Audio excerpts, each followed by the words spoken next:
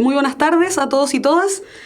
Les doy la bienvenida a esta nueva clase de Historia de Preparación para la PSU. Y hoy vamos a dar inicio a otro de los ejes de estudio para la prueba, que corresponde al eje de el mundo en perspectiva histórica, o lo que tradicionalmente ustedes conocían como historia universal. Por lo tanto, el primer tema que vamos a trabajar en relación a ese contenido es, como está señalado acá en la diapositiva, la Primera Guerra Mundial. Y en relación a ese contenido, traje esta primera imagen en la primera diapositiva, que es una caricatura, por supuesto, bastante representativa de lo que va a significar en los procesos históricos a partir de la Primera Guerra, o de este primer gran conflicto, denominado Gran Guerra o Primera Guerra Mundial. Por un lado tenemos más cerca de la imagen la figura del tío Sam.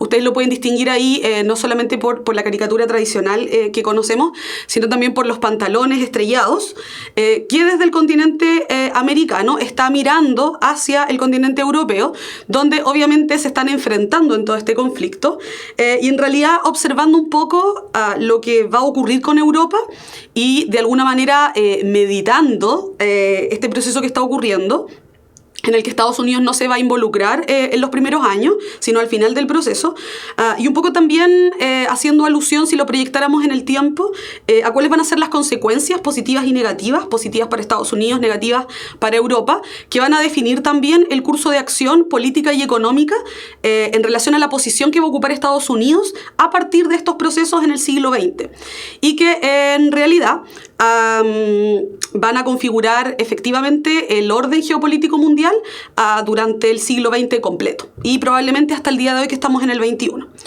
Ya, entonces, sí, efectivamente, Constanza, estamos, si bien esta es la portada de la primera clase, que es la Primera Guerra Mundial, yo recuerdo efectivamente que la clase pasada dije que íbamos a revisar al menos algunos ejercicios que nos quedaron pendientes del contenido de la clase pasada, que era el último de Historia de Chile, que correspondía a Transición a la Democracia. Entonces, traje 3 ejercicios en relación a eso, y luego continuamos con este tema, que en realidad es bastante breve, ¿ya?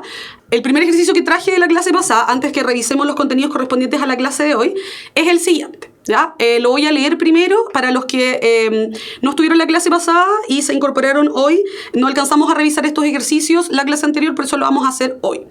Entonces, el primero dice: en 1982 el Producto General Bruto cayó un 14,4%.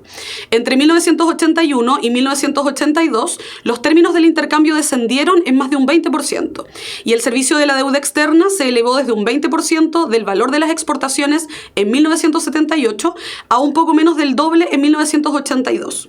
La inflación, que alcanzó un 9,5% en 1981, volvió a ascender nuevamente por sobre el 20%. Se produjo una oleada de quiebra de empresas, 810 en 1982 y 381 en 1983. Y en el ámbito financiero, la situación alcanzó niveles dramáticos. Entonces, en relación a ese contenido, la pregunta es la siguiente. La crisis que afectó a la economía chilena descrita en el texto precedente tuvo una serie de consecuencias, entre las que es correcto mencionar: letra A, la articulación de la oposición política al régimen militar a partir de protestas sociales. Letra B, la modificación radical del modelo económico por parte del gobierno, favoreciendo una mayor intervención estatal. Letra C, la aprobación de una nueva constitución política que aseguraba la transición hacia un régimen democrático. Letra D, la conformación de un nuevo gobierno de transición formado por un amplio pacto de partidos políticos. Y letra E, la convocatoria de una junta de gobierno para cumplir labores legislativas. Ya, algunos de ustedes, bueno, sí, señalan en general la letra A. ¿Qué dice el resto? La letra A también. Me parece que hay un acuerdo general en relación a esa alternativa. Y efectivamente la alternativa correcta es la letra A. Y eso tiene que ver fundamentalmente con, como les dije yo la clase pasada, esta es la correcta, la letra A. Y la clase pasada yo les señalé que era correcta justamente porque los efectos de la crisis de 1980 fueron dramáticos no solamente en Chile, sino que también en el mundo. Y esa crisis, dado por todos los efectos que generó la cesantía y también la molestia de la población, a propósito de que no había dinero, el precio de los productos había subido considerablemente y el poder adquisitivo de las personas había disminuido considerablemente también. Entonces, en ese sentido, esa molestia de la gente que ya venía acumulada desde hace bastante tiempo por los efectos propios de la dictadura y la violación a los derechos humanos, la restricción de las libertades, etc. Entonces, de alguna manera, la crisis de 1980 actuó como una especie de catalizador, había dicho yo, en este sentido, una forma de aunar todos estos criterios y de canalizar quizás de alguna manera la molestia de la población para que en definitiva se atrevieran a salir a las calles a manifestar esta molestia. Por lo tanto, efectivamente, la alternativa correcta es la letra A. No, José, no llegaste tarde, de hecho acabamos de empezar. Vamos a la número 2. Les traje 3 preguntas, así que vamos a la 2. Dice, el plebiscito del 5 de octubre de 1988 tuvo un gran impacto en el mundo político y en el ámbito institucional de Chile. En ese contexto, el resultado de esta consulta plebiscitaria tuvo como consecuencia: letra A, la aprobación de reformas constitucionales a la Carta de 1980. Letra B, el juicio a los culpables de las violaciones a los derechos humanos. Letra C, el rechazo a la permanencia en el poder del general Augusto Pinochet. Letra D, la ampliación de las atribuciones políticas de las Fuerzas Armadas. Letra E, la elección de Patricio Aylwin como primer presidente de la transición a la democracia. ¿Qué dicen ustedes? ¿Cuál es la letra correcta? Ya, Luis dice la letra A, el resto dice letra C. ¿Qué piensa el resto? También C. Ya. La alternativa correcta en este caso, tal como ustedes lo señalan, es la letra C. No, perdón, me equivoqué. Vámonos atrás. Tengo algunos problemas técnicos hoy día graves, parece que me está costando un poco manejar esto. Pero efectivamente, y ahora sí, la letra correcta es la letra C en esta alternativa, en esta pregunta, que es el rechazo a la permanencia en el poder del general Augusto Pinochet. El plebiscito, recordemos, lo dijimos en la clase anterior, tenía una sola pregunta que decía relación con la permanencia o no permanencia de Augusto Pinochet en el poder por un periodo de 8 años más, además del que ya llevaba. Entonces, la respuesta posible a ese plebiscito, como en cualquier plebiscito, era sí o no. Y la respuesta que ganó, la opción que ganó, fue la del no, por lo tanto eso significaba que la población rechazaba que Augusto Pinochet siguiera en el poder. Desde ese punto de vista, entonces, la alternativa correcta era el rechazo a su permanencia en el poder, y esa es la correcta. Algunos de ustedes mencionaron la letra A, la aprobación de reformas constitucionales a la Carta de 1980, y la verdad es que esas primeras reformas constitucionales que se hicieron para poder iniciar el proceso de la transición del que yo hablaba en la clase pasada, se realizaron con anterioridad al plebiscito, porque eran reformas mínimas consideradas para, como ya digo, iniciar este proceso. Y las reformas más sustanciales a la Constitución de 1980 se hicieron en el año 2005 bajo el gobierno del presidente Ricardo Lagos, que en definitiva se reformularon los aspectos que se consideran más relevantes para un correcto término del proceso de transición democrática. ¿Ya? Sí, José, efectivamente, como se rechaza que Augusto Pinochet siga en el poder, se supone que lo siguiente es que se debe convocar a elecciones presidenciales, y en esas elecciones presidenciales es que Patricio Aylwin asume el poder por los siguientes 4 años. Ya, vamos a la última para poder comenzar con el contenido. No es la C, la alternativa correcta acá, yo lo marqué mal, pero les voy a leer la pregunta y ustedes me señalan la respuesta. Dice lo siguiente: en 1990, no lo puedo borrar, pero no es la letra C, se lo juro. Dice, en 1990 se reinstaló en Chile el sistema de gobierno democrático después de 17 años de dictadura militar. A partir de esa década se han realizado algunas reformas a la constitución política, justo de las que hablaban ustedes anteriormente. De las siguientes opciones, ¿cuál corresponde a una de estas reformas? Repito que la letra correcta no es la C, pero lo marqué mal. Letra A, la elección por votación popular de la totalidad del Congreso Nacional. Letra B, la sustitución de un sistema presidencialista por uno parlamentario. Letra C, la designación de los jueces por parte del Poder Ejecutivo. Letra D, la eliminación penal de los delitos tipificados como terroristas. Letra E, el desarrollo de procesos eleccionarios para las intendencias regionales. ¿Qué dicen ustedes? ¿Cuál es la correcta? Ya, sí, parece que la mayoría, algunos dicen A, otros dicen B. Miren, la letra correcta es la letra A. Vamos a ver si lo puedo marcar ahora porque... ya, sí lo puedo marcar, esa no es. ¿Ven? Ya, la respuesta correcta es la letra A, la elección por votación popular de la totalidad del Congreso Nacional. Recordemos, y lo dije en la clase pasada, que uno de los problemas con los que se enfrentaron los presidentes una vez iniciada la transición democrática a la democracia es que la constitución anterior, y obviamente en periodo de dictadura, se había estipulado la figura de los senadores designados y los senadores vitalicios. O sea, eran senadores designados a dedo por el dictador, en este caso Pinochet, y el objetivo que tenía la designación de estos por la máxima autoridad era que una vez que se concluyera el proceso de dictadura y llegaran otros gobiernos, estos senadores pudieran estar en el Congreso manteniendo la obra de la dictadura en el tiempo, considerando que el Congreso es uno de los poderes más importantes del Estado. Entonces, cuando en 2005 se hicieron reformas a la Constitución de 1980, se estipuló que eso era, de todas las cosas antidemocráticas que tenía la Constitución, una de las primeras que tenía que ser eliminadas. Por lo tanto, se va a eliminar la figura de los senadores designados, senadores vitalicios que en general correspondían a los expresidentes de la República, y en ese sentido se aumentó también el número de senadores para la elección popular, y todos estos iban a ser elegidos por la población. Por lo tanto, eso significaba que el Congreso en su totalidad iba a ser electo por votación popular. Denise pregunta si podemos llamar democracia el sistema actual teniendo una constitución creada en dictadura. Bueno, es complejo llamarlo así. En general tenemos que pensar que la constitución del 80 está pensada por un dictador a la medida de un dictador, y en ese sentido nosotros no gobernamos, que los gobiernos de turno la hayan mantenido en el tiempo tiene que ver fundamentalmente con dos aspectos. Por un lado, con que es muy difícil reformularla. Yo lo explicaba en la clase anterior.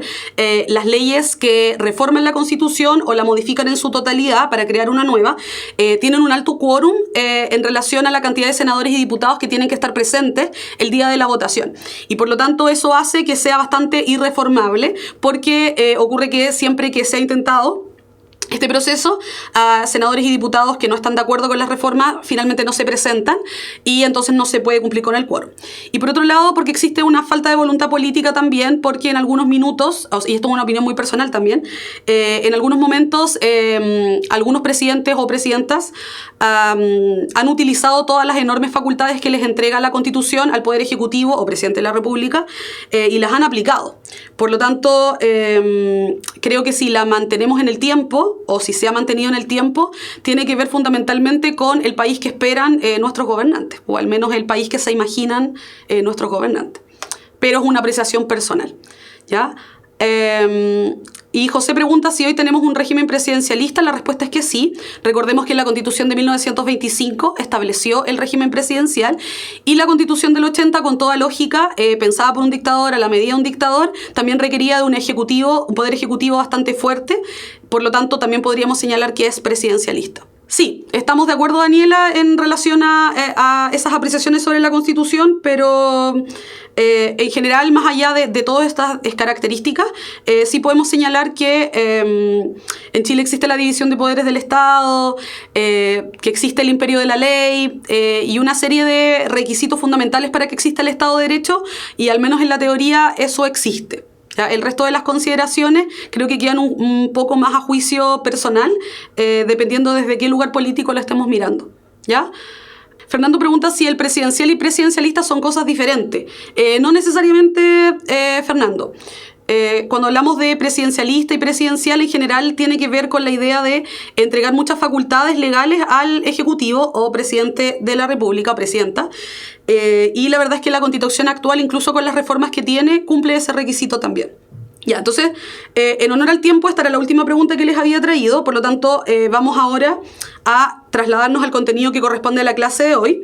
Les había mostrado inicialmente esta caricatura, se las había explicado también cómo Estados Unidos mira ahí atento lo que está pasando en Europa, y ahora vamos a ver los objetivos de esta clase.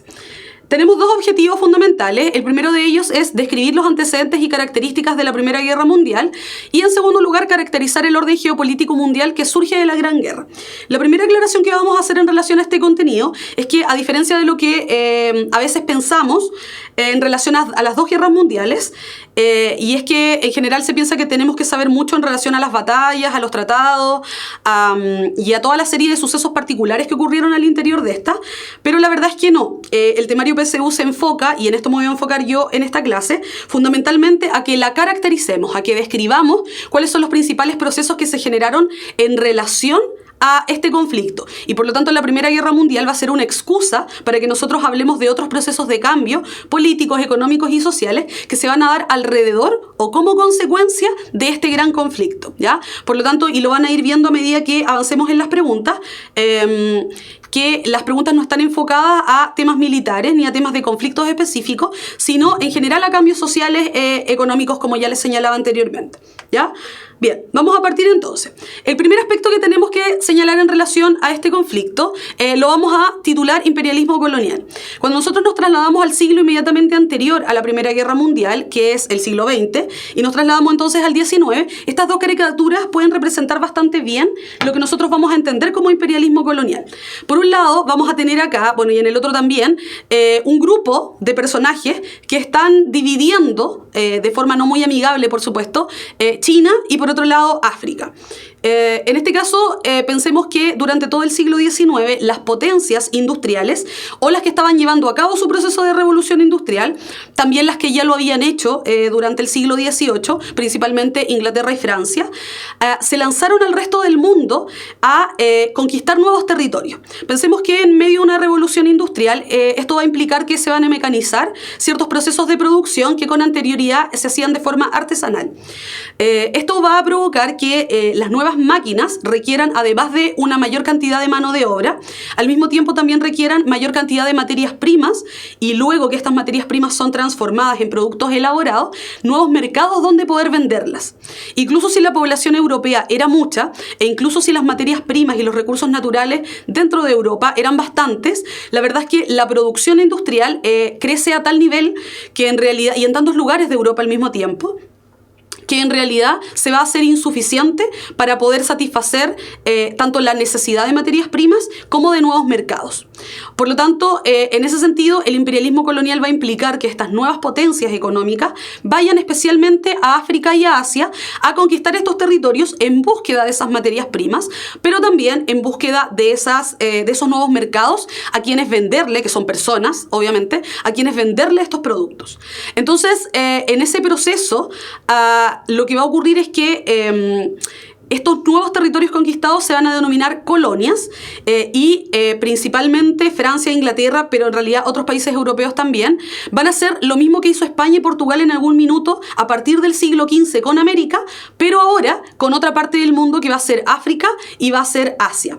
Por eso vemos ahí, la primera es una imagen, o en realidad es una caricatura, de la conferencia de Berlín que se realizó en los años 80 del siglo XIX y tenía como objetivo fundamental repartirse África entre varios países de Europa. Y por otro lado tenemos acá a China y tenemos atrás, ven ustedes cómo reclama este emperador chino, porque de alguna manera se reparten estos territorios sin considerar, igual como lo hicieron los españoles y los portugueses anteriormente, sin tomar en consideración lo que la población nativa de los distintos lugares consideraba justo, apropiado, correcto e incorrecto. Entonces, desde ese punto de vista, el imperialismo colonial se va a desarrollar a lo largo de todo el siglo XIX como consecuencia de este proceso de revolución industrial.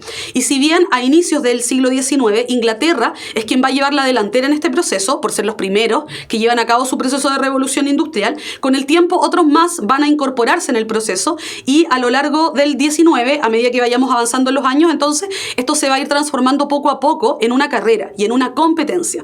Por eso está señalado ya en el primer punto el concepto de carrera armamentista, justamente porque al no llegar a acuerdos en relación a cómo dividirse el territorio, y finalmente, como lo que prima detrás de todas estas conquistas es la enorme ambición por parte de estos países o de estas monarquías, entonces van a empezar a chocar los intereses de unas y otras potencias en estos dos continentes, que es Asia y África. De alguna manera, la carrera armamentista va a implicar que, como forma de solucionar sus conflictos, ellos van a optar por la vía militar. Ahora, nadie abiertamente lo decía. Si le hubiésemos preguntado a cualquiera de estos países o monarquías en esta época si existía algún conflicto de fondo entre las distintas potencias industriales, probablemente todos nos hubieran respondido que no existía tal conflicto y que en realidad todos estaban en sus diversos procesos de conquista de colonias. Sin embargo, en la práctica, lo que uno observaba es que internamente se se gastaban grandes sumas de dinero en armas, en cargamentos militares, importando municiones, etcétera, etcétera. Y por lo tanto, obviamente, la teoría de la práctica distaba bastante, porque parece que esas enormes tensiones que tenían, porque no se podían repartir el mundo en la forma en como cada uno esperaba, y por lo tanto cada uno no podía obtener tanto como deseaba, en la práctica fue generando roces a tal nivel que todos en algún minuto esperaban que la forma de resolver estas tensiones iba a ser a propósito de un conflicto militar. Nadie sabía cuándo iba a estallar, sin embargo todos sabían que en algún minuto iba a ocurrir. ¿Ya? En este sentido, se dio también por llamar a fines del siglo XIX este proceso como una paz armada, lo que en realidad es bastante contradictorio, porque juntar estos dos conceptos es contradictorio en sí mismo. Si yo digo paz, entonces no tengo armas, y si tengo armas, entonces no hay paz. Y por lo tanto, la carrera armamentista va a ir de la mano con esta paz armada, que lo vamos a entender como esta idea que yo ya señalaba anteriormente, que si ustedes le preguntaban a las distintas potencias si había problemas o no, si iba a estallar una guerra o no, probablemente todos nos hubieran respondido que no. Por lo tanto, todos guardaban la apariencia de una relativa paz, aun cuando internamente estaban armados hasta los dientes, porque sabían que tarde o temprano estos conflictos iban a estallar. Esto se agudizaba enormemente en la medida en que algunos de los países europeos, y en este minuto a efectos de este contenido estamos pensando particularmente en Italia y Alemania, llegaron tarde a esta repartición del mundo. Entonces, el mundo no es un lugar tan grande como para que todos los países europeos pudiesen tener colonias. No podían ir a América. América ya había concluido su proceso de emancipación de España y Portugal, y por lo tanto los únicos territorios que quedaban, por así decirlo, eran Asia y África, pero no alcanzaba para todos y no alcanzaba a satisfacer las ambiciones de todos estos países. Entonces, claro, efectivamente, Pierre, esta paz armada y esta carrera armamentista es un poco la calma antes de la tormenta, y esa calma antes de la tormenta iba a tener una gota que iba a rebasar el vaso, y en definitiva iba a hacer estallar el conflicto de la Primera Guerra Mundial. Conforme van ocurriendo estos dos que ya he mencionado, va a ocurrir un tercero, que lo vamos a denominar la formación de alianzas, y que en definitiva, cuando avance el proceso y cuando la guerra ya se lleve a cabo, ocurrirá que estas alianzas entre distintos países, en caso de un conflicto, se van a activar inmediatamente y van a representar fielmente los dos bandos que se van a enfrentar en la Primera Guerra Mundial. Por un lado vamos a tener la Triple Alianza, y por otro lado vamos a tener la Triple Entente. Cuando hablamos de la Triple Alianza, vamos a hablar inicialmente de Alemania, Italia, Austria, Hungría, el Imperio Austrohúngaro, y por otro lado, cuando hablemos de la Triple Entente, nos vamos a referir a Inglaterra, Francia y Rusia, aun cuando también sabemos que Rusia permaneció en la guerra hasta 1917, y a propósito de su proceso interno, que es la Revolución Rusa, se retira del conflicto, y más tarde va a ingresar Estados Unidos, que, como ya decía inicialmente, no va a participar desde el inicio del conflicto, sino que se va a incorporar solo al final de este. Entonces, en ese sentido, la formación de alianzas es una muestra más, como señalaba algunos de ustedes por acá, que las cosas no están en paz, y que en realidad la carrera armamentista, literalmente esta competencia por ganar más colonias, iba a terminar muy mal, ¿ya? Ustedes se saben el desenlace de este conflicto, entienden cómo llegamos a la Primera Guerra Mundial, y en realidad el hecho anecdótico, que es que en 1814 se asesina al archiduque de Austria-Hungría, Francisco Fernando, por un extremista serbio. Eso finalmente va a ser la gota que rebasa el vaso, va a activar estas alianzas que existen con anterioridad, y va a permitir que la Primera Guerra Mundial estalle entre 1914 y 1918. Lo importante es entender en este sentido es que, más allá de esta anécdota, o sea, entendiendo que la muerte de una persona no es una anécdota, pero entendiendo que más allá de que haya sido el archiduque de Austria-Hungría, podría haber sido cualquier otra persona, o podría haber sido cualquier otro proceso histórico. Sin embargo,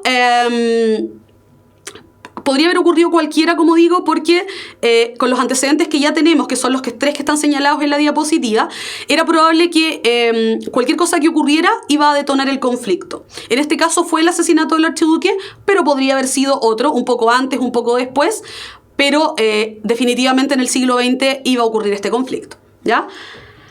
Entonces no nos vamos a detener en ese detalle, ¿ya?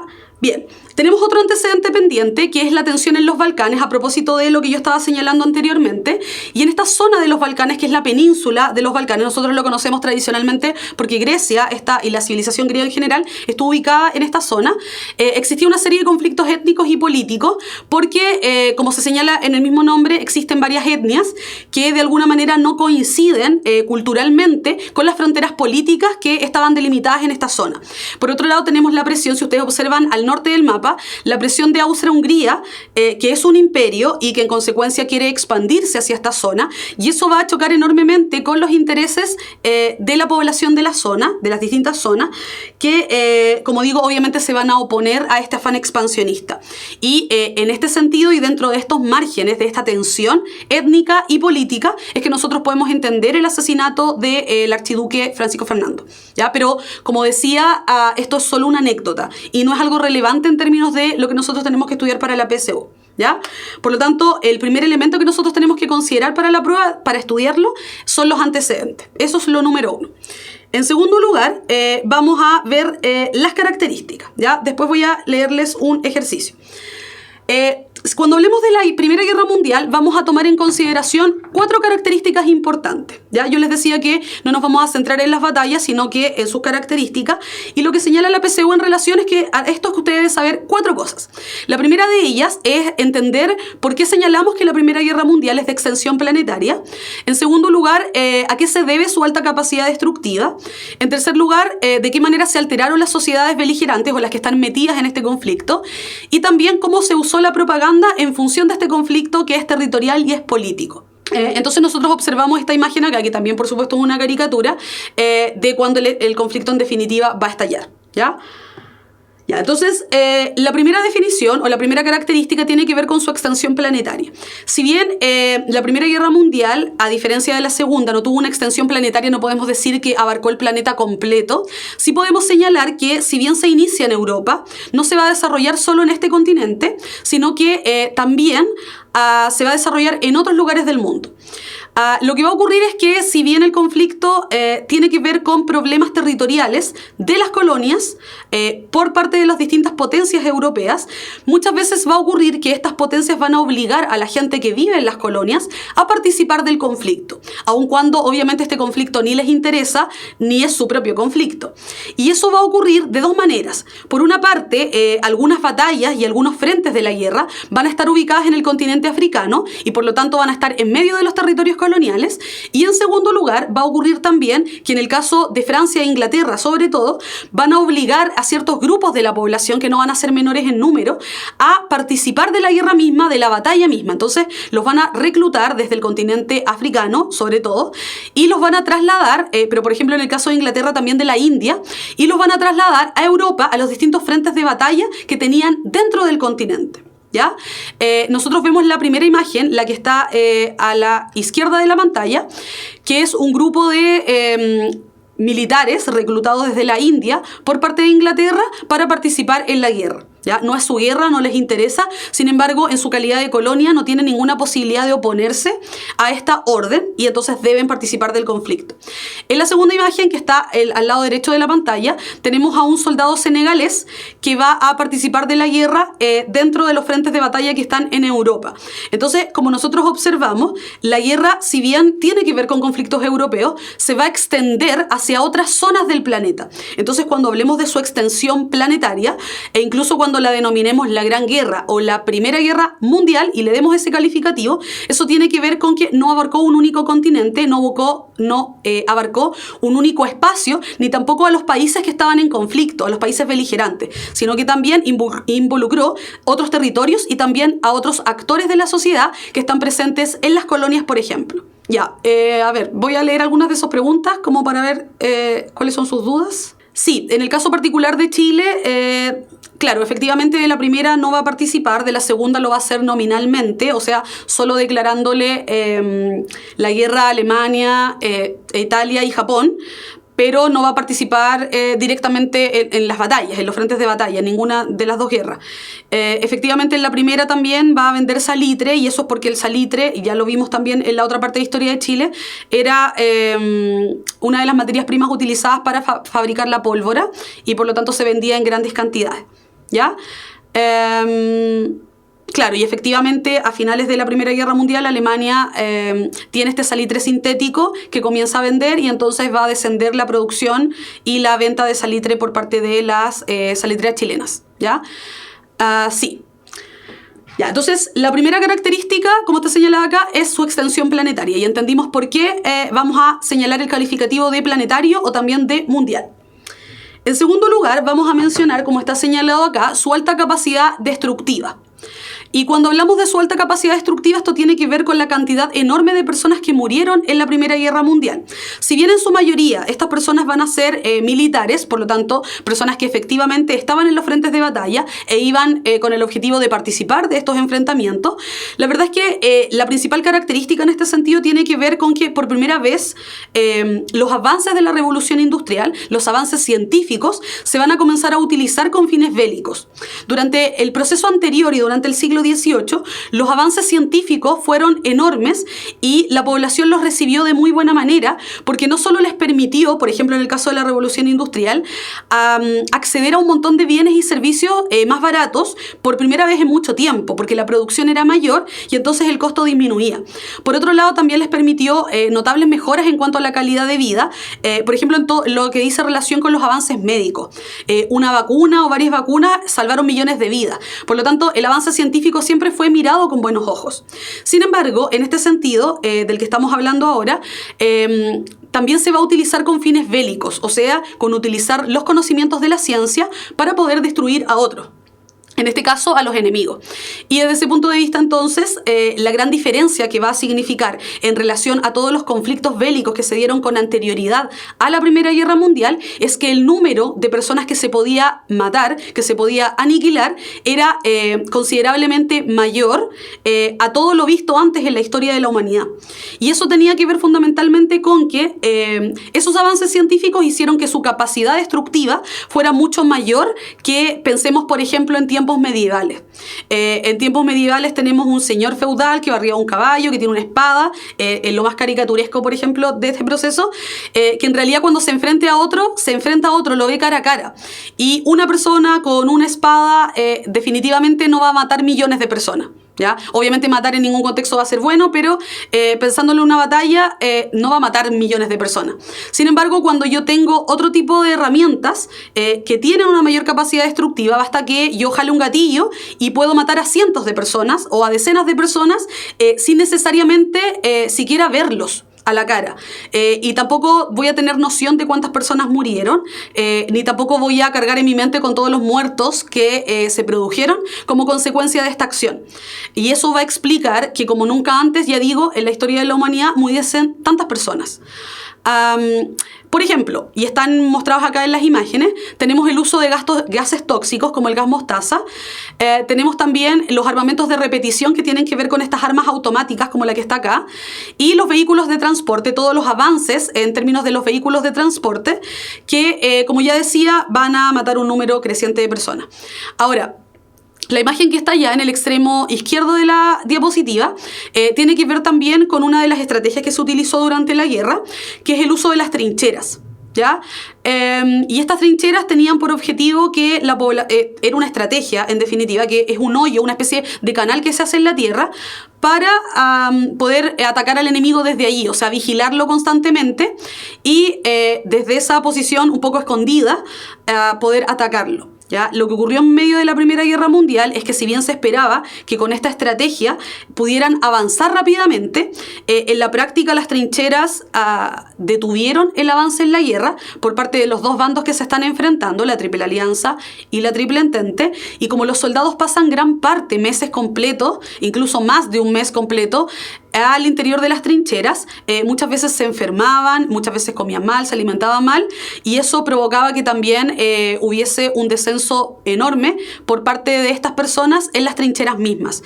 Incluso si incluso si no estaban peleando, ¿ya? Si no había una batalla de por medio, ¿ya? Efectivamente, Fernando, las trincheras estaban llenas de ratones, de enfermedades, no había salubridad de ningún tipo. Imagínense si en algún minuto llovía, esto se llenaba de agua, obviamente después venía el barro, las enfermedades y todo lo demás. Por lo tanto, también generó un descenso considerable por parte de la población, ¿ya? Pero lo más importante que entendamos, más allá del nombre de las armas, que no se los van a preguntar, entender que su capacidad destructiva está ligada estrechamente con el uso de la ciencia para provocar ese alto nivel de mortalidad. Y ese es el objetivo, ¿ya? Miren, si ustedes observan esta gráfica, solo si lo miran por colores, en rojo la infografía tiene por objetivo que podamos dimensionar la cantidad de muertos y heridos que hubo en la Primera Guerra Mundial en los distintos países que participaron en mayor o menor medida. En rojo vamos a tener la cantidad de muertos, en naranjo vamos a tener la cantidad de heridos, y en amarillo vamos a tener la cantidad de prisioneros y desaparecidos. Si ustedes se fijan entonces, obviamente la cantidad de muertos y heridos que están en rojo y en naranjo van a ser considerables. Por lo tanto, no estamos hablando de cientos de personas, no estamos hablando de miles, sino que estamos hablando de millones de personas. ¿Qué es el gas mostaza? Es un gas tóxico que, si no te provoca la muerte, al aspirarlo, si no provoca la muerte, al menos te deja con serias lesiones, con serios daños neuronales, ¿ya? Ya, miren, ahora trasladamos esta misma infografía, pero lo vemos en una tabla y vemos la cantidad de muertos. Fíjense, en la primera columna tenemos los movilizados, o sea, todas las personas que efectivamente fueron a la guerra. En la segunda columna tenemos los muertos, los heridos y los desaparecidos. Por lo tanto, si ven el total, la cifra completa, decimos que son 42 millones de personas movilizadas, de las cuales 5 millones se murieron, lo que es bastante, 12 millones de heridos y 4 millones de desaparecidos. Entonces, eso es para que ustedes puedan comprender y puedan dimensionar a qué nos referimos cuando hablamos de la alta capacidad destructiva, ¿ya?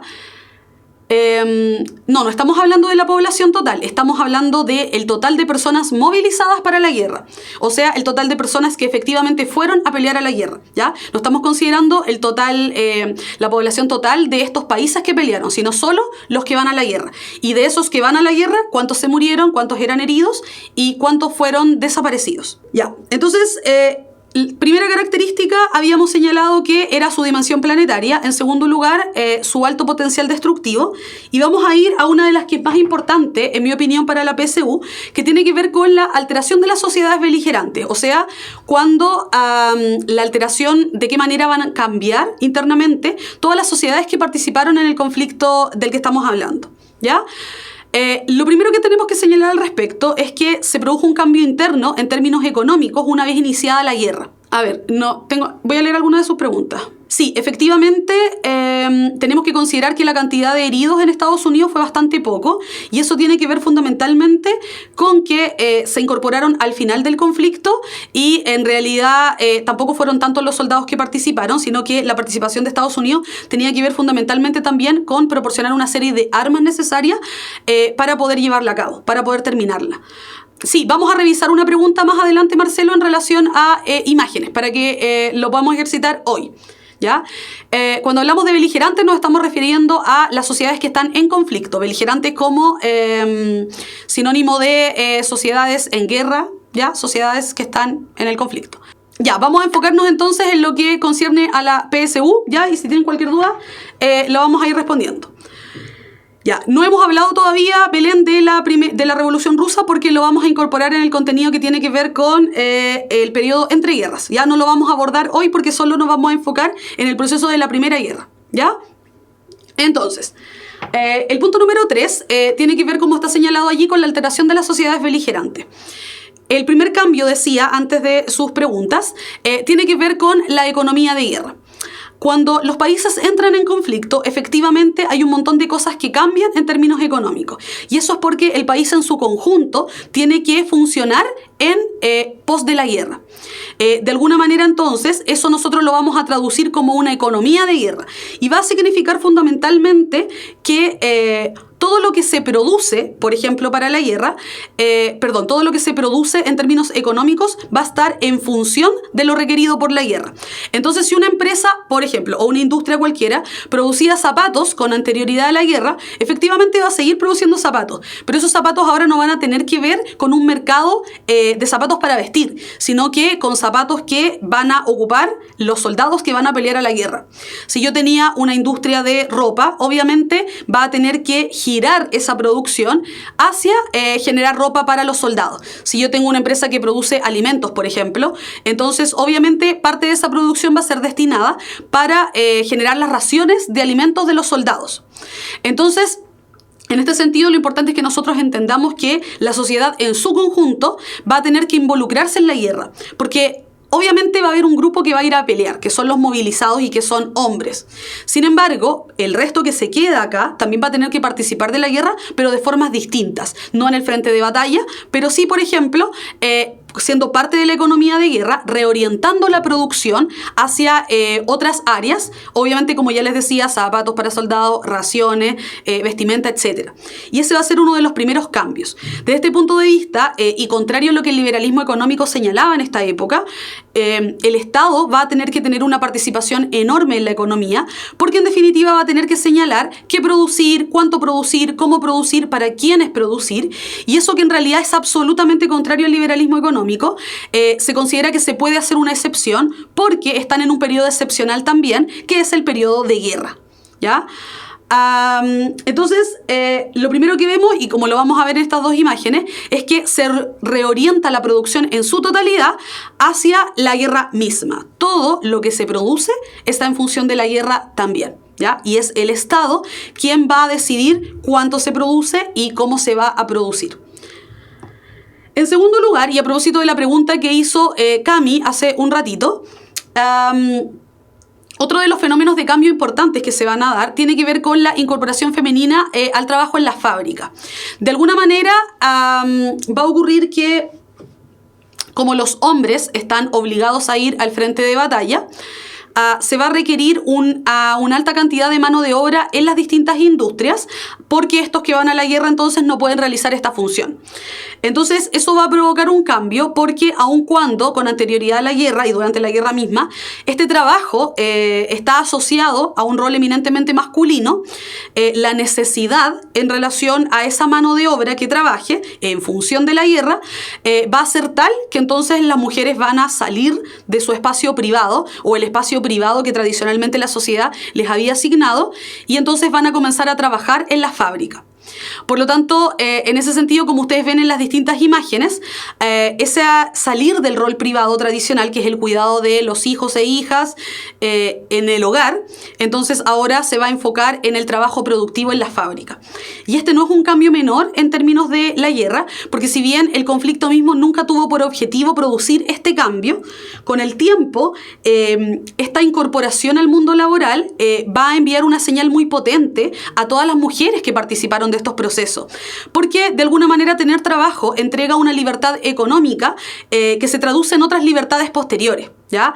Y desde ese punto de vista, entonces, claro, en algún minuto los soldados van a regresar de la guerra y muchos de estos pretendían que las cosas siguieran más o menos como estaban con anterioridad a su ida a la guerra. Sin embargo, muchas de estas mujeres, no todas por supuesto, pero muchas, iniciaron un movimiento mucho más potente en relación no solo a pedir o a exigir en realidad que pudieran seguir participando del trabajo. O sea, que no solamente se incorporara masivamente al mundo laboral, sino que también esto se extendiera hacia otros aspectos de la vida, que tiene que ver con la lucha por sus derechos civiles y por sus derechos políticos, ¿ya? Por lo tanto, en este sentido,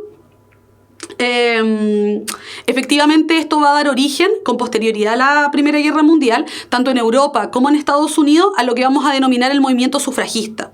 O sea, no solamente el piso de las peticiones era el tema laboral, pero también esto tenía que extenderse hacia los derechos políticos o también derechos civiles tan simples como que las mujeres pudiesen administrar sus propios bienes, que pudieran ir a la escuela, que pudieran ir a la universidad, que pudieran educarse y en consecuencia participar en igualdad de condiciones con el resto de la sociedad. O sea, las mujeres siempre existieron, solo que se les relegó a otro espacio de la sociedad, ¿ya?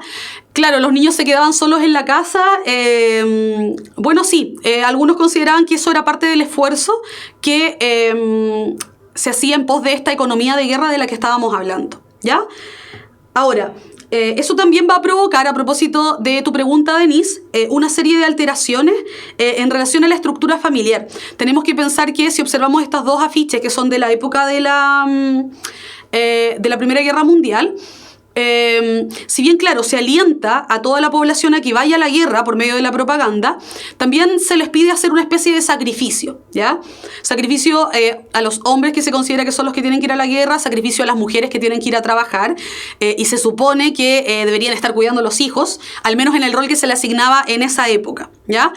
Entonces, claro, muchos soldados van a morir, ya lo señalábamos anteriormente, alrededor de 5 millones de personas murieron, y por lo tanto eso va a alterar la estructura familiar en términos de que con posterioridad al conflicto van a disminuir considerablemente los nacimientos, y también va a ocurrir que, claro, se va a producir una especie de comillas, disfuncionalidad en términos de todos estos roles tradicionales, porque claramente van a haber muchos que están ausentes, algunos trabajando, otros en la guerra, y eso claramente tiene un efecto importante en la población, ¿ya?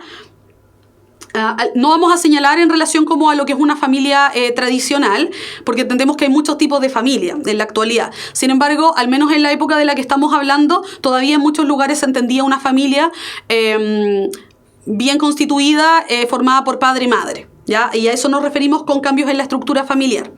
Miremos esta, que me parece que es lo más representativo en torno a este eje. Esta es una pirámide de población de Francia de 1931. O sea, esta es del periodo entre guerras y es la pirámide de población con posterioridad a este conflicto del que estamos hablando. Y si ustedes se fijan, efectivamente se produce un cambio en esta estructura de la población y en la estructura familiar. Hay un descenso en los nacimientos entre 1914 y 1920, obviamente porque involucra parte del conflicto, parte de los años de conflicto. Y entonces cuando observamos este primer tramo que está acá, uno se va a dar cuenta que la cantidad de personas que debería haber en ese grupo etario y que debió haber sido concebida, por lo tanto, entre 1914 y 1920, es considerablemente menor de lo que en verdad debería haber, ¿ya? Y por lo tanto, eso tiene que ver directamente con lo que se señalaba anteriormente, ¿ya? Con los cambios que se produjo en términos de la población, porque muchos se fueron a la guerra y no volvieron. Y también, en segundo lugar, el número de varones entre 30 y 50 años. Si ustedes observan esa línea que está señalada acá, no en el grupo de las mujeres, sino en el grupo de los hombres, la curva, muestra que efectivamente hay claramente más mujeres que hombres en este rango etario entre los 30 y los 50, porque claramente es la edad de los hombres que fueron a pelear a la guerra y por lo tanto eso altera profundamente la sociedad en su conjunto. Entonces, cuando hablamos de un conflicto de estas características, tenemos que entender que no solamente tiene que ver con la destrucción misma del territorio, sino que también tiene que ver con otros procesos que alteran la composición demográfica de los distintos países. Este ejemplo es particularmente de Francia, pero podríamos ir replicando esta misma pirámide de población a otros de los distintos sectores y de los distintos países que participaron del conflicto, ¿ya? Entonces, claro, efectivamente hubo una alteración. Diego pregunta si las mujeres trabajaban como enfermeras en la guerra. Sí, pero es uno de los tantos trabajos que realizaron, porque como tú veías en las imágenes anteriores, el primer proceso de incorporación de las mujeres fue a las fábricas mismas, o sea, en labores que tradicionalmente realizaban los hombres. Por lo tanto, claro, es una más y porque también se consideraba, y yo creo que hasta el día de hoy existe ese sesgo, en relación a que la labor de enfermera y de cuidadora es un poco, se asocia un poco como a lo femenino, pero no es la única función que cumplieron, sino que entre otras muchas. Esa es una más, ¿ya? Sí, efectivamente, Gabriel, estamos hablando de familias para esa época considerada funcional, no para la época actual, por supuesto, ¿ya? Antonia, efectivamente, como te responde Joaquín, entre 1914 y 1918, ¿ya? Y los hombres hasta qué edad trabajan, es que eso depende como de la época de la que estemos hablando. Si tú me preguntas hoy, Noemí, 65 los varones, 60 las mujeres, en estricto rigor esa es la edad de jubilación. Pero en Chile la gente trabaja después de esas edades porque, como ustedes sabrán, los salarios no alcanzan y las pensiones son paupérrimas. Ya, pasemos al último punto, que es el del uso de la propaganda y que tiene que ver con, yo creo que uno de los elementos más importantes, también yo creo que los dos últimos puntos, que es el cambio al interior de las sociedades beligerantes y el uso de la propaganda, son probablemente las características más relevantes porque generan un proceso de cambio que es muy duradero en el tiempo. ¿Se fijan? La incorporación de las mujeres a las fábricas permitió que con el tiempo también pudieran adquirir sus derechos, sus plenos derechos civiles y políticos. Y por otro lado, el uso de la propaganda es un mecanismo que se utiliza hasta el día de hoy, no solamente con fines militares, sino que con una serie de otros fines, ¿ya? Fíjense acá, el principal fin es los fines nacionalistas. Nosotros tenemos que pensar que una cosa es que los soldados estén obligados a ir a la guerra, pero otra cosa muy diferente es que ellos vayan a esa guerra y la quieran ganar. Efectivamente, los distintos países y las distintas monarquías quieren que se gane la guerra y uno necesita un sustento mucho más que teórico para poder ir y querer ganar una guerra. Obviamente toda guerra va a ser impopular. Yo creo que nadie quiere ir a pelear una guerra a menos que esté convencido o convencida de que eso, por lo que se supone está luchando, se supone que debería ser algo positivo, aunque una guerra y un conflicto nunca va a ser algo positivo. Desde ese punto de vista, entonces, a lo que se recurrió es al uso de la propaganda, al uso de estos afiches, de estos medios de comunicación, con el objetivo de generar este espíritu beligerante en la población que todavía no estaba convencida del conflicto. Como digo, no se trata solamente de ir a la guerra, porque todos van a tener que ir obligatoriamente, aunque no lo quieran. Incluso si se resisten van a estar obligados a ir o en definitiva los van a encarcelar o los van a eliminar. Pero el que va tiene que querer ganarla. Y para querer ganarla necesita un componente que más bien se relaciona con lo emocional. Y el fin de la propaganda, el objetivo fundamental, va a tener que ver con esto.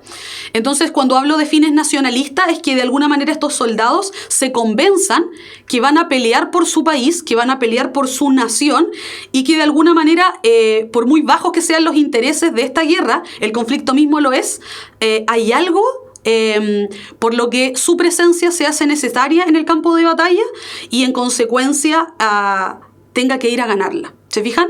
Entonces hay que, como una especie de lavado de mente, lavado de cerebro, para que se convenzan de ello. Si ustedes ven ahí la caricatura más, el afiche más representativo de esta época tiene que ver con el primero al extremo izquierdo, que es el de el tío Sam, que dice I want you for US Army. Y tiene que ver justamente con eso, con, bueno, tú no estás participando, pero te queremos a ti, te necesitamos a ti, y te está interpelando directamente. Ahora, ¿por qué te necesitamos? ¿Por qué te queremos? De alguna manera tiene que ver con que tú eres importante. Normalmente uno no es importante para los gobiernos de sus países, claro, pero en medio de una guerra, por supuesto que se vuelve relevante, y esa interpelación no alude a temas que son estrictamente políticos, sino que tiene que ver más bien con ligarlo a algo más emocional. Te queremos porque formamos parte de un país, porque esto es una lucha nacional y eso debería movilizarlos de mejor manera. Si vemos el segundo, tiene que ver con... dice, claro, compra pescado fresco y tienes que guardar la carne para los soldados. Entonces, claro, también apela a otros aspectos de la guerra que no tiene que ver directamente con los que están en el frente de batalla, sino que internamente con el resto de la población que también tiene que vivir en función de esa guerra. La carne es para los soldados están peleando por nuestro país, por lo tanto, claro, tú no consumas carne, déjasela a ellos. ¿Y de qué manera se puede conseguir esto? Bueno, aludiendo a la propaganda, que en realidad, como es mucho más visual, y como ya he repetido en varias ocasiones, alude más a un tema emocional, sentimental, nacionalista, hace que tenga un funcionamiento mucho más efectivo en la sociedad en su conjunto. Se fijan que en la generalidad, claro, efectivamente, Francisco, tiene que ver con una especie de manipulación. Y creo que alguien lo decía anteriormente, si nosotros pensamos en la actualidad, y queremos más o menos dimensionar qué tan fácil es movilizar a la población desde el punto de vista de la propaganda, pensemos, claro, justamente en la figura de Arturo Prat.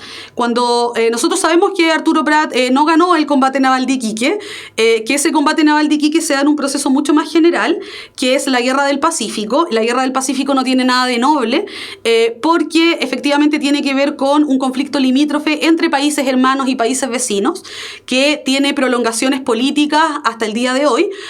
Y cuando periodistas, no sé, en cualquier reportaje cada cierto tiempo se hace mucho este ejercicio, le preguntan a la población en la calle si efectivamente le daría mar, no sé, a Perú o a Bolivia, en general la gente tiende a responder que no, y la respuesta recurrente frente a eso, a esa pregunta para argumentar la respuesta, es porque nuestros soldados pelearon en la Guerra del Pacífico, etcétera, etcétera, etcétera. Entonces, ese calificativo de nuestros soldados hace que las personas pierdan de vista enormemente todos los conflictos que implica una guerra misma. Por ejemplo, probablemente muchas de las personas que responden ese tipo de cosas no tienen idea de la Guerra del Pacífico y no entienden nada de historia, o al menos no la han estudiado. No es que no la entiendan, quizás no la han estudiado, porque pierden de vista que el conflicto mismo hizo que se gastaran enormes sumas de dinero que podrían haberse destinado en otra parte de la población, por ejemplo, que vivía en condiciones miserables, pero se destinó a una guerra, que muchos de los soldados que regresaron de la guerra quedaron en el absoluto abandono por parte del Estado chileno. También se pierde de vista que se estaba peleando con países hermanos, países que en algún minuto, a inicios del siglo XIX, llevaron a cabo el proceso de independencia en conjunto, en un afán solidario y de verdadera hermandad latinoamericana, y que este conflicto venía a romper todas esas relaciones estrechas que venían desde el siglo XIX. Y también pierden de vista, por supuesto, que la guerra misma generó muerte, generó un montón de niños y niñas huérfanos, generó muchos conflictos anexos, y que en realidad cuando se ganó esta guerra, todo lo que vino a continuación fue un proceso de enriquecimiento, pero solo por un grupo de la población, que es la oligarquía, y el resto de la población se debatía entre la vida y la muerte y la absoluta miseria.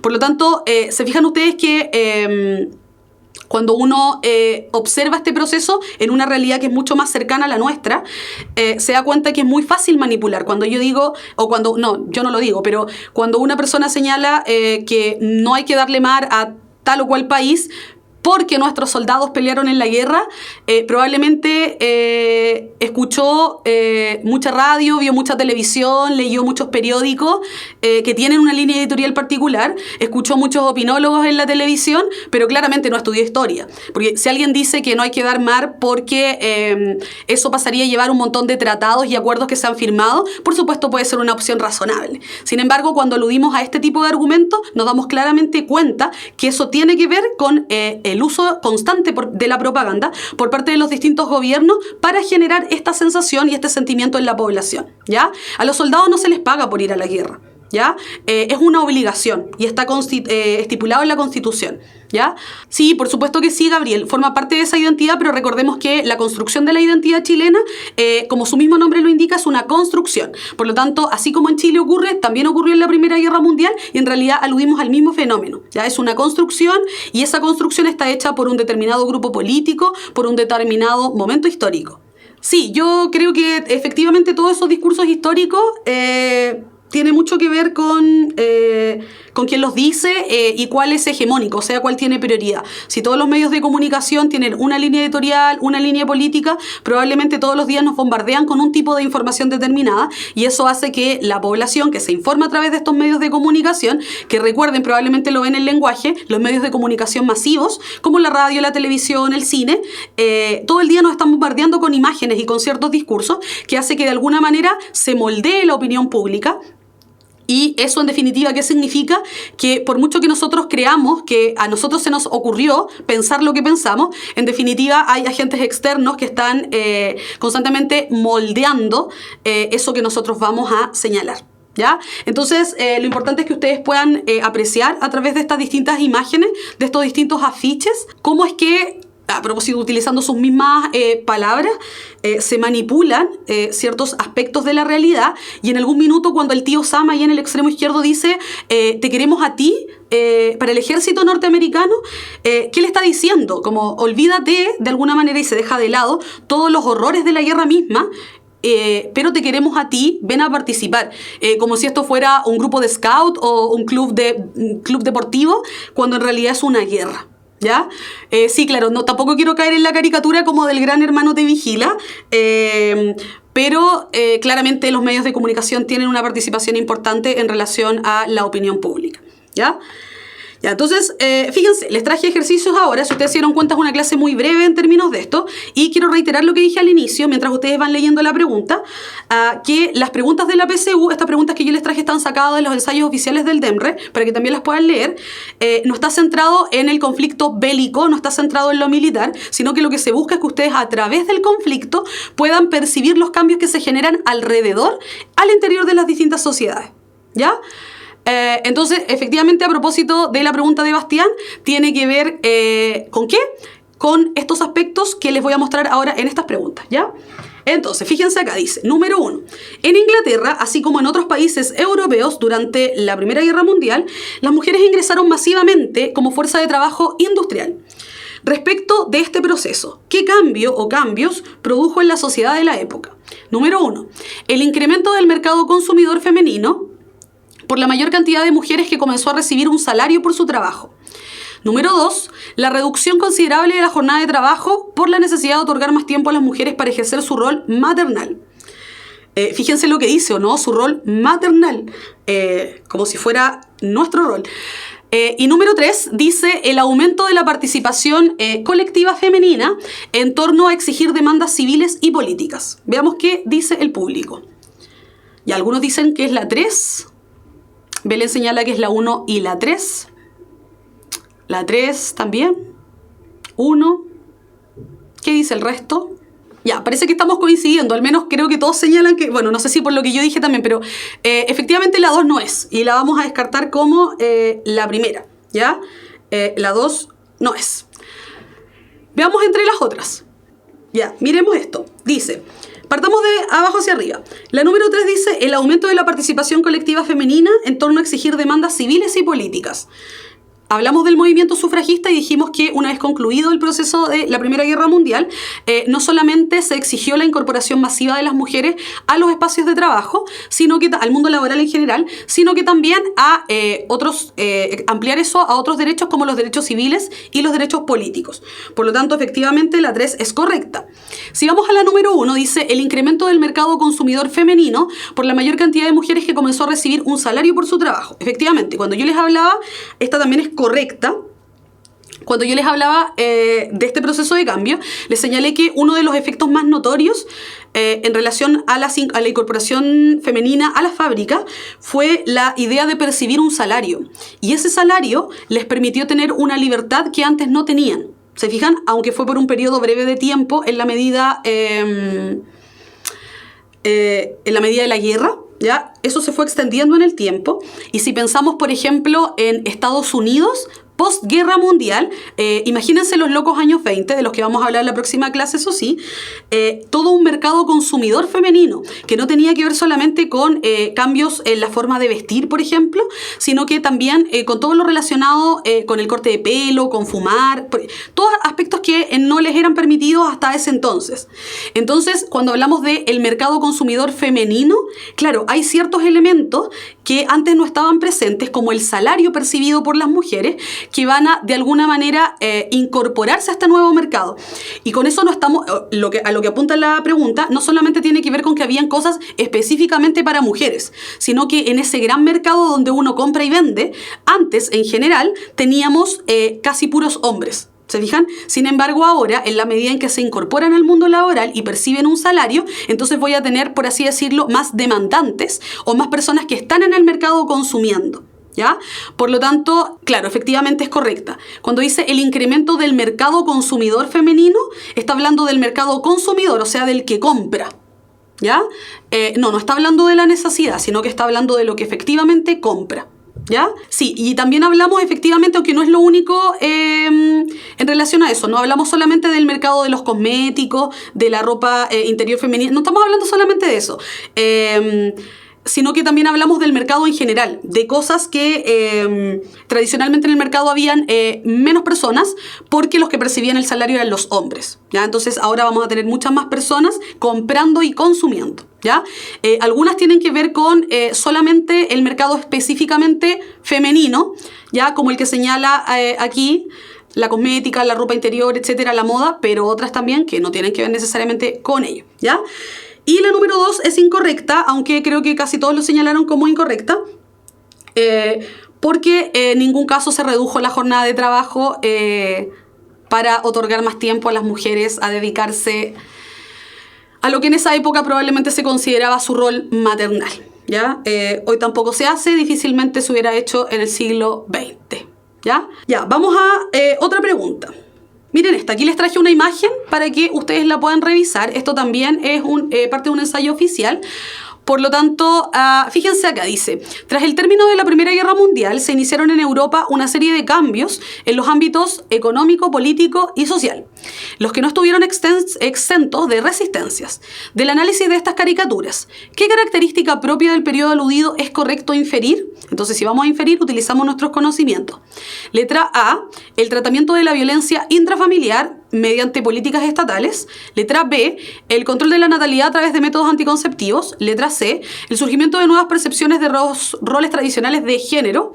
Letra D, la brecha económica entre los salarios de hombres y mujeres. Y letra E, la decadencia moral de la clase social burguesa, ¿ya? Y si miran las caricaturas, claro, tenemos una primera imagen donde dice día de la elección, y en la segunda el texto señala quiero votar pero mi esposa no me deja. Son caricaturas, por lo tanto obviamente están ironizando sobre algún aspecto, ¿ya? Y bueno, la cantidad enorme de respuestas en relación al tema, todos señalan que es la letra C, y efectivamente lo vamos a marcar ahí, la letra correcta es la C. Y tiene que ver con, está íntimamente relacionado con lo que explicábamos anteriormente y con la pregunta anterior, ¿ya? Sí, José, pero puede ser que a veces nos equivocamos en cosas que sean obvias, ¿ya? Y no hay nada de malo, Pierre, en ser niñero. Yo creo que no distingue rol en relación a eso. Claro, aunque la figura de Elviro o de la Elvira tiene bastante sesgos de género, por decirlo menos, ¿no? Ya, entonces, claro, efectivamente lo que está cuestionando y lo que está poniendo en duda son los tradicionales roles de género, en que, claro, la mujer estaba reservada al mundo de lo privado, al cuidado de los hijos, al cuidado de la casa, del hogar, y los hombres estaban entonces trabajando y ejerciendo sus derechos políticos y civiles que históricamente habían monopolizado. Entonces la caricatura se está riendo de eso. Quiero que se fijen que en estas dos preguntas, si bien aluden a los procesos de la Primera Guerra Mundial, en ningún caso se pregunta sobre el conflicto mismo. Aquí nadie está preguntando por las armas, aquí nadie está preguntando por las batallas. Por lo tanto, por eso reitero lo que dije al inicio de la clase, que es que vamos a hablar de la Primera Guerra Mundial, pero solo como una excusa para poder analizar otros fenómenos que se generan en relación a esto. Yo sé que la mirada tradicional que tenemos del colegio tiene que ver con, fundamentalmente con esta idea de entender los conflictos como batallas, como conflictos y saberse de memoria todas las batallas y los héroes, etcétera, o los planes estratégicos de la guerra, pero en la PSU eso no es relevante, no se los van a preguntar, sino que van a aludir a estos procesos de cambio. Por eso el temario de la PSU señala que hay que caracterizar la Primera Guerra Mundial y no analizarla en relación a estos ejes militares, ¿ya? Efectivamente, Marcelo, no se pregunta nada en torno a la guerra misma, por lo tanto sería una pérdida de tiempo gastar energías, mente y neuronas aprendiéndose esas cosas de memoria que no son relevantes, sino que hay que centrarse al menos en estos 4 procesos de cambio, que son específicamente los 4 que el temario de EMRE señala que deben profundizar, ¿ya? Muy de acuerdo, Francisco, contigo, muy de acuerdo, no podría estar más de acuerdo con tu comentario. Sí, José, estamos hablando de características, no cosas internas. Estamos hablando de características, antecedentes y consecuencias. Ya vamos a la siguiente. Fíjense en esta. Sale un texto y a continuación la pregunta. Dice, en los ejércitos había... Sí, absolutamente de acuerdo contigo también y también con tu profe Gabriel. Nada de fechas, solo entender los procesos.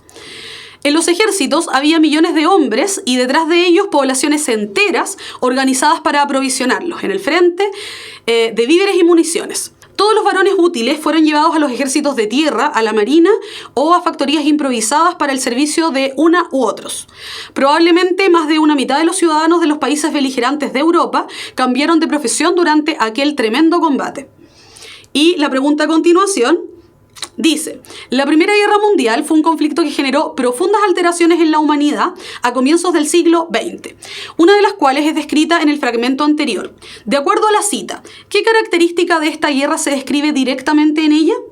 Letra A, la gran cantidad de víctimas militares y civiles. Letra B, la extensión planetaria que adquirió el conflicto. Letra C, la orientación de las economías hacia la producción bélica. Letra D, el uso de la tecnología con fines de destrucción masiva. Letra E, la incorporación de los niños en los trabajos industriales. ¿Qué dicen ustedes en relación a el texto? Mientras tanto, Javier, en relación a tu pregunta, ¿cuántas preguntas salen en la PSU? Entre 2 y 3.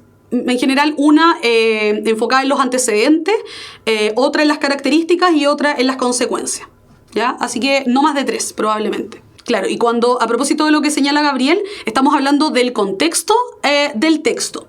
Ya, señalan C en generalidad y también la A. Ya, fíjense en esto.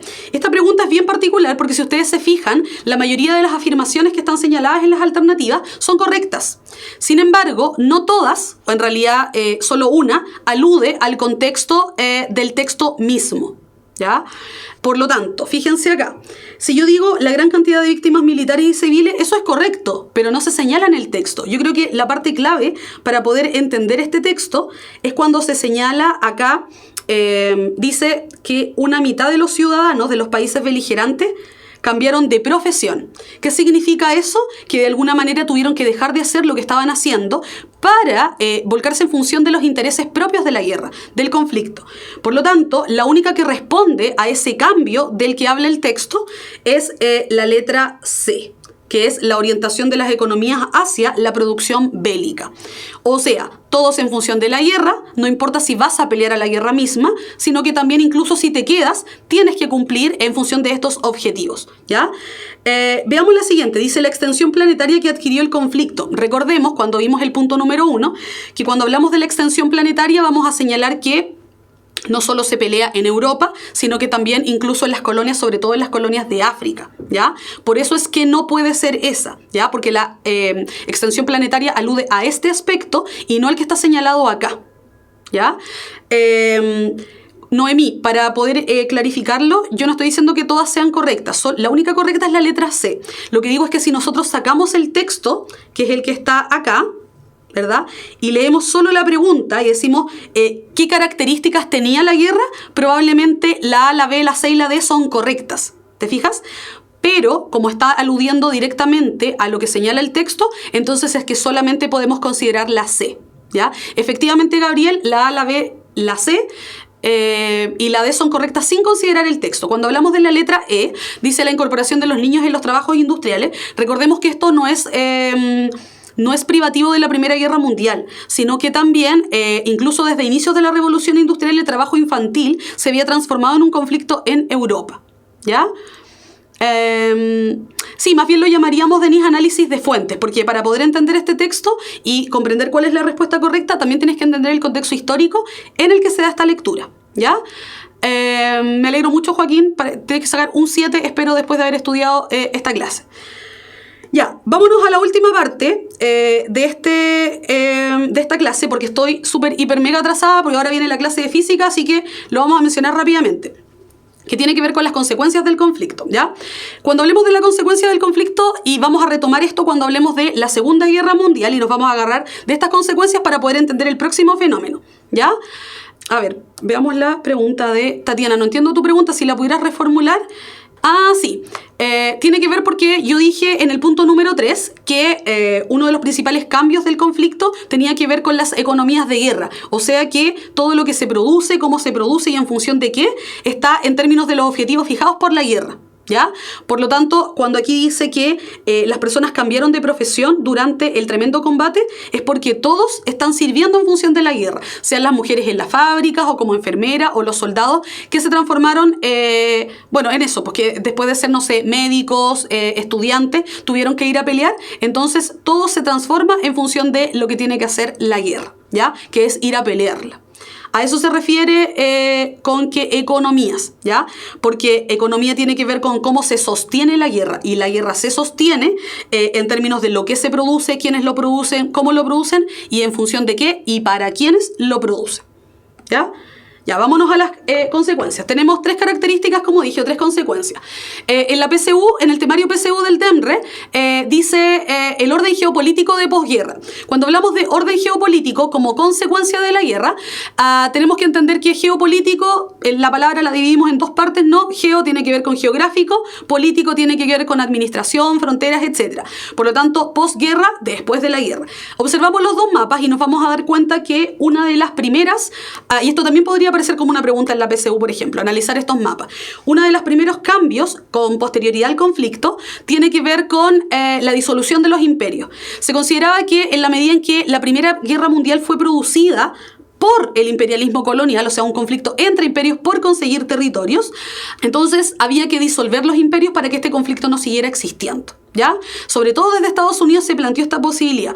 Por lo tanto, si antes de la guerra teníamos el imperio austrohúngaro y teníamos también el imperio turco, que no participó directamente de la guerra, pero estuvo en algunos momentos con la Triple Alianza, con Alemania e Italia, al final de la guerra, o como una consecuencia de esta, es que estos imperios tuvieron que disolverse. Por lo tanto, si ustedes observan uno y otro mapa, se van a dar cuenta que finalizada la guerra tenemos un mayor número de países que con anterioridad al conflicto, ¿ya?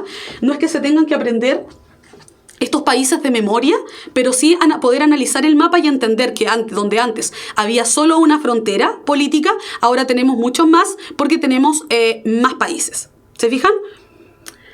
Fíjense acá, si ustedes se dan cuenta, en el segundo mapa tenemos también, y lo voy a señalar con el lápiz, en este sector, ¿ya? Lo que era antiguamente el imperio turco-otomano, o el imperio turco en realidad. Y se dan cuenta que si miramos con anterioridad, ahí habría solo una frontera, sin embargo ahora tenemos más porque este imperio también fue disuelto, ¿ya? Otra de las consecuencias, que probablemente es una de las más importantes, y vamos a retomar este contenido cuando hablemos de la Segunda Guerra Mundial, tiene que ver con las sanciones para Alemania en el Tratado de Versalles. Existen muchas, sin embargo las más importantes para poder entender el proceso posterior son estas 3 que están señaladas acá, ¿ya? Las altas indemnizaciones de guerra, sobre todo Francia e Inglaterra, estaban muy empeñadas en que Alemania pagara todos los costos que se habían provocado como consecuencia de los daños generados por Alemania con los distintos países con los que peleó. Por lo tanto, esas indemnizaciones de guerra, que es dinero, significaba en definitiva que era tal la cantidad de dinero que tenían que pagar, sumas tan inalcanzables, que esto, lejos de generar paz al interior de Alemania, provocó conflictos porque ni en 3 siglos Alemania hubiese podido pagar la cantidad de indemnizaciones de guerra estipuladas por el Tratado de Versalles. Entonces, si ustedes se fijan en la caricatura que está abajo, donde sale un militar ahí saliendo del Tratado de Versalles, esta es la imagen que los alemanes tenían del Tratado de Versalles como un tratado que los oprime, ¿ya? Porque obviamente son muy sancionadores. En segundo lugar, la reducción de sus fuerzas armadas, por supuesto, para que nunca más en la vida pudieran armarse y transformarse en la potencia no solo económica, sino que también militar que se transformaron durante la Primera Guerra Mundial. No solo le hicieron el contrapeso a Estados Unidos, a Francia, sino sobre todo a Inglaterra, que era una potencia militar a inicios del siglo XX, ¿ya? Sí, Noemí, lo mencioné en algún minuto en relación a eso, pero lo vamos a retomar la próxima clase cuando hablemos de la Revolución Rusa. Y en tercer lugar, la devolución de territorios en Europa y colonias en África. Tuvo que devolverle territorios a Francia, tuvo que, también en el caso de Polonia, y tuvo que devolver sus colonias. Entonces pensemos en una Alemania que inició la Primera Guerra Mundial peleando por colonias porque no había quedado satisfecho como país con los territorios asignados en África, sobre todo, y ahora además tiene que devolver territorios conquistados, no solo en Europa, sino que también en África, porque de alguna manera Francia e Inglaterra, sobre todo, no tanto Estados Unidos, consideraba que así debía ser. Entonces, el Tratado de Versalles, si bien buscaba generar condiciones de paz para que este conflicto no se volviera a repetir, más bien generó lo contrario, sobre todo en el caso de Alemania. Esta caricatura que está acá, lo que dice abajo en términos generales, es como puedo administrarle otra inyección en el estado en que se encuentra, no podría notarlo.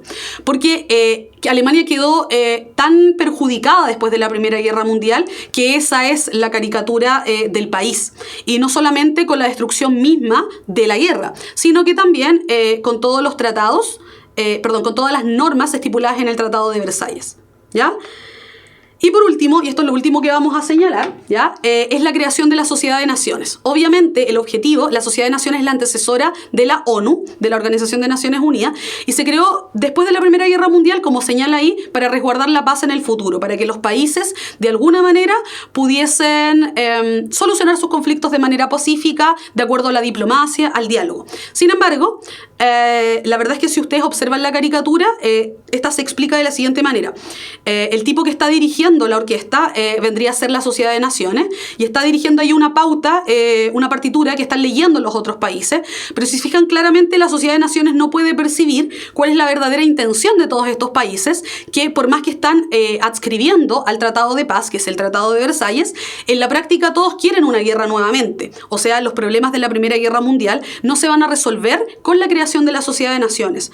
Sobre todo porque el Tratado de Versalles no generó paz, sino que generó mayor molestia al interior de Alemania. Y recordemos que Alemania va a iniciar la Segunda Guerra Mundial. Y también porque Estados Unidos, que era uno de los países más relevantes, porque colaboró con la Triple Entente para poder ganar la guerra, no quiso participar de esta Sociedad de Naciones. Por lo tanto, si una de las potencias económicas más importantes, finalizada la guerra, no quiere participar, entonces la Sociedad de Naciones no tiene el peso ni la relevancia que debió haber tenido para poder regular el orden político internacional de la posguerra. Claro, estoy de acuerdo contigo, Belén, efectivamente la ONU hoy día cumple más o menos la misma función que la Sociedad de Naciones, o sea, nada. En general no aplaca los conflictos, no los aminora, no los soluciona. ¿Ya? Y más o menos la Sociedad de Naciones tenía esa misma línea, ¿ya? Entonces, fíjense en relación a esto. Cuando hablemos de los antecedentes, imperialismo colonial, cuando hablemos de las características, tenemos las transformaciones al interior de las sociedades beligerantes, su extensión planetaria, el uso de la propaganda, y cuando hablemos de consecuencias vamos a hablar de los cambios geopolíticos, la disolución de los imperios, los cambios al interior de Alemania como consecuencia del Tratado de Versalles y la creación de la Sociedad de Naciones. Obviamente entendemos que todos estos aspectos no se van a resolver y obviamente en el periodo entre guerras se van a generar otra serie de cambios importantes que van a explicar en parte por qué se generó una Segunda Guerra Mundial de enormes magnitudes y que además involucró al continente asiático de la mano de la participación de Japón. ¿Ya? Me han preguntado harto por el tema de cómo pueden estudiar y si hay algún texto. Hay una página en internet que se llama Educar Chile, que tiene una sección particular para estudiar para la PSU, que me parece que es bastante pertinente porque no tiene datos extras ni exceso de contenido, sino que más bien se centra específicamente en lo que deben saber en relación a la PSU para repasar estos mismos contenidos que hemos revisado. Yo se los recomendaría porque es bastante buena, ¿ya? Eso. Los dejo a todos invitados e invitadas. Estoy súper atrasada porque ahora viene la clase de física y le damos ya como en 2 minutos. Por lo tanto vamos a quedar hasta acá. Si tienen alguna duda en algún minuto cuando suban este video a YouTube, las pueden dejar y en la medida que yo lo pueda hacer la voy a responder, ¿ya? Que tengan una linda tarde, una mejor semana, sigan estudiando con mucho ímpetu para la PSU y nos vemos la próxima clase el próximo miércoles entre las 6 y las 7 de la tarde. Que estén muy bien y nos vemos la próxima clase.